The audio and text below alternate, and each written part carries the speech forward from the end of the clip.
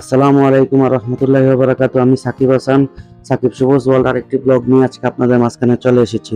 তীব্র গরমে তীব্র তাপ সারা দেশে যে তীব্র তাপদাহ শুরু হয়েছে বা তীব্র তাপদাহ চলতেছে তার জ্বালায় তারা বাংলাদেশের মানুষ অতিষ্ঠ হয়ে গেছে। বাংলাদেশের মানুষ এত গরম এর আগে কখনো পাইছে কিনা আমার সঠিক জানা নাই। তো যাই হোক, এই গরমের মধ্যে মানুষের জীবন অতিষ্ঠ হয়ে গেছে, মানুষ চলাফেরায় অনেক বিঘ্নতা ঘটতেছে এবং মানুষের অনেক অসুস্থতা আসতেছে শরীরে এবং অনেক রোগ আসতেছে এবং অনেকে হসপিটাল ভর্তি হইতেছে, হিটস্ট্রোক হইতেছে। তো সবাই সাবধানে থাকাটাই শ্রেয়। তো এই গরমের মধ্যে ঈদের পরে আমাদের বাসায় মোটামুটি একটা কাজের আয়োজন করা হয়েছে। বিগত 2-3 দিনে বা 4-5 দিনে আমাদের বাসায় একটা ভালো প্রেসার গেছে কাজের।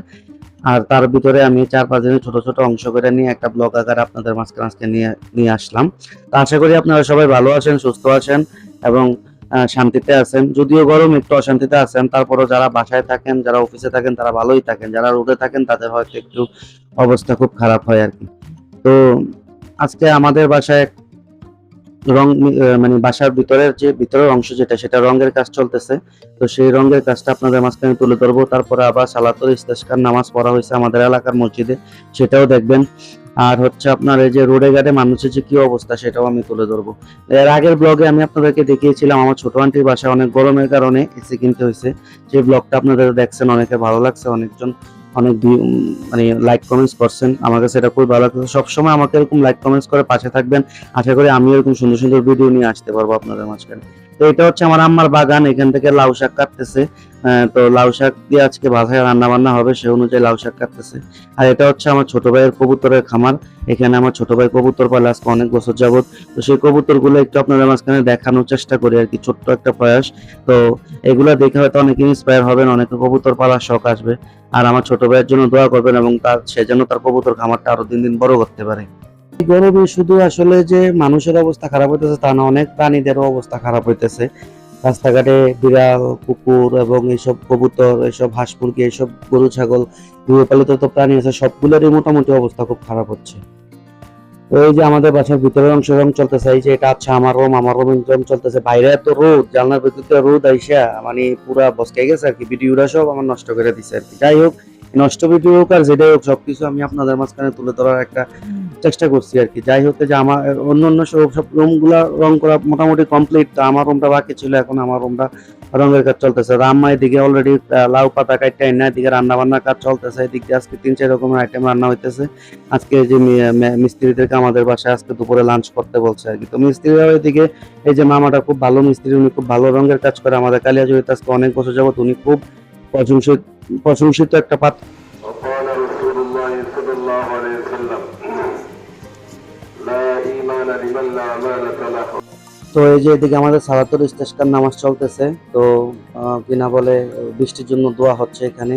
তো আমাদের এলাকার সকলেই কম বেশ ভাবে এখানে জামায়াত হয়েছে, এখানে নামাজ পড়তেছে। আসলে এটাই আসলে আমাদের মুসলিমদের হওয়া উচিত আর কি। তো তো এদিকে গাছের পেঁপে, পাকা পেঁপে পেয়ে আনছে নাস্তা খাওয়ার জন্য। তো পাকা পেঁপে দিয়ে নাস্তা করলাম, নাস্তা করে বের হয়ে গেলাম। তো যেটা বলতেছিলাম আর কি, উনি খুব ভালোভাবে কাজ করে আমাদের কালিয়াজুড়ি মসজিদ, মাদ্রাসা এবং অনেক সবার বাসায় মোটামুটি কাজ করে। এলাকার কারোর যদি প্রয়োজন হয় ওনাকে নিয়ে কাজ করাবেন, ওনার কাজের দক্ষতা এবং কাজের হাত খুবই ভালো।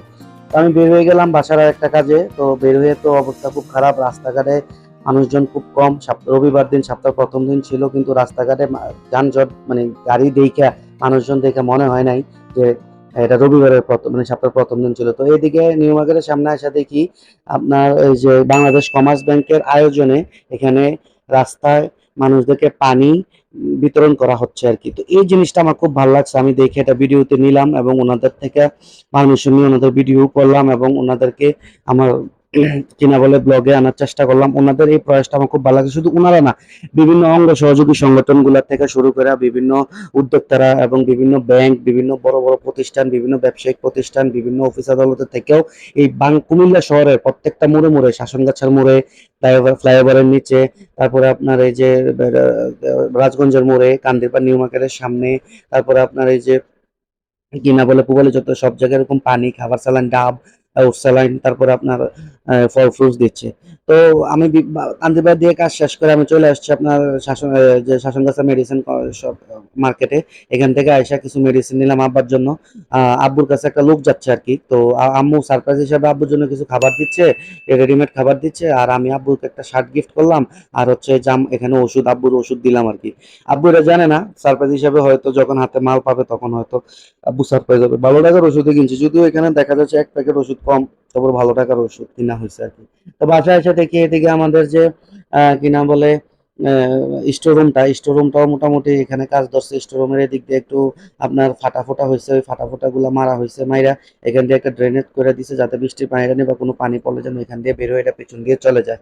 এই যে পেছন এখানে আজকে আমাদের বাসায় মূলত মোটামুটি ধরনের কাজ শেষ। সামনে 2-1 দিন পরে হয়তো একটা প্লাম্বারের মিস্ত্রি আসবে, প্লাম্বারের মিস্ত্রি এসে আমাদের টাঙ্কি পরিষ্কার করবে এবং আমাদের বাথরুমের ওয়াশরুমের লাইনগুলা পরিষ্কার করবে আর কি। তো যাই হোক, এই যে এখান দিয়ে কাজ চলতেছে, এখানে একটা ঢালাইয়ের কাজ চলতেছে, এখান দিয়ে পানি আসে বা এই পানিটা এখানে জমে থাকার কারণে ওয়ালের অনেক ড্যামেজ হয়।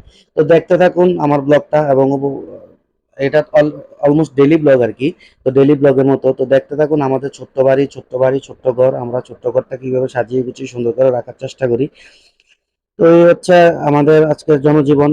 রোদ, কাঠফাটা রোদ, মানুষ বাইরে কিভাবে কাজ করে যায় না, এদিক দিয়ে আমিও কাজ করতে হইতেছে মোটামুটি, বুঝিনি তো বাসার একটা কাজ হইলে তো একটা ছেলের বা যেই হোক না কেন তার অবস্থা খুব খারাপ হয় আর কি।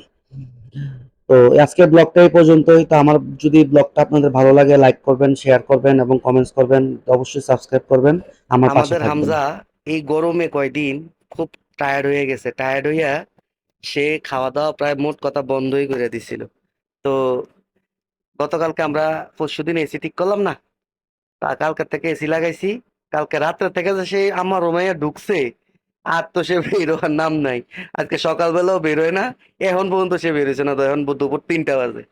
তো সারাদিন খাওয়া দাওয়া নাই, এখন আন্যা সেই রুমে শুয়ে রয়েছে, আমি আর আমার ছোট ভাই এসি লাগায় শুয়ে রয়েছি। তো আমরা লগে ঘুমাই রয়েছি। তো পরে আমার ছোট বোনে আইনা ভাত রাখছে, হেরে নলা দিয়া খাওয়াই দিব জোর করে ধরে। ওমা, ভাতের গন্ধ হয়ে চোখ খুলছে, খুললে উঠতে একটু ভাত টাত খাইলো। খাইয়াই এখন আমার আবার শুরু হইলো গাইয়া শুয়ে গেছে এদিক দিয়ে। তো আসলে গরমে হেরারও যাব, মানে জীবনটা একটা অতিষ্ঠ হয়ে গেছে। তো এখন আপনার কি দানা কয়, এই বা বা একটু ফেরে হয়তো ক্ষুধা আছে, একটু সামান্য একটু ভাত খাইছে, খাইয়াই আবার শুয়ে গেছে। এই হচ্ছে তাদেরও জীবন আর কি। তো আজকের ব্লগটি এ পর্যন্তই। সবাই ভালো থাকবেন, সুস্থ থাকবেন, আমার জন্য দোয়া করবেন। আসসালামু আলাইকুম ওয়া রাহমাতুল্লাহ।